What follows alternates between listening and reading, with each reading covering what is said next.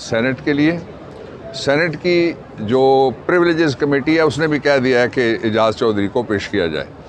Chief justice साहब ने मुझसे सवाल किया कि सेनेट का इजलास हो रहा है। मैंने कहा जी मैं डेट पता कर लेता हूँ अगले इजलास की। उन्होंने कहा अगला इजलास कब है?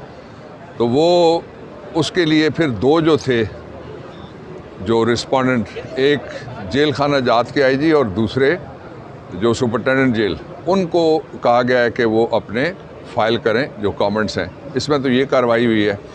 दूसरा जो कार्रवाई हुई है बलूचिस्तान के अंदर, वहाँ की पुलिस ने जो सिविलियंस के ऊपर लाठियाँ गोलियाँ और तशद्दुद किया, उसकी मैं शदीद मज़म्मत करता हूँ। और जितने भी वहाँ पे गुमशुदा अफराद हैं और जो गिरफ़्तार हैं मारंग बलोच समेत, उन सब की मैं रिहाई का मुतालबा पाकिस्तान तहरीक इंसाफ करती है।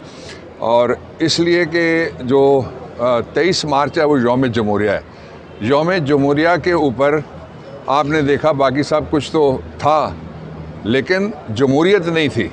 और यौम जमहूरिया का मतलब ये है कि आइनी और दस्तूरी निज़ाम पाकिस्तान के अंदर, बाकी सब कुछ था लेकिन आइन किसी जगह पे लोगों को नज़र नहीं आया। और बड़ी बदकिस्मती की बात ये हुई है कि जो तकरीरें की गई हैं उसमें जिसने करारदाद पेश की थी चौधरी फजल हक साहब, उनका नाम किसी ने नहीं लिया। कायदे आज़म अली रहमत, उनका नाम किसी ने नहीं लिया। और जो तख्लीक़ पाकिस्तान से पहले जिन्होंने पाकिस्तान के लिए ख्वाब देखा था अल्लामा इकबाल, उनका नाम भी किसी ने नहीं लिया।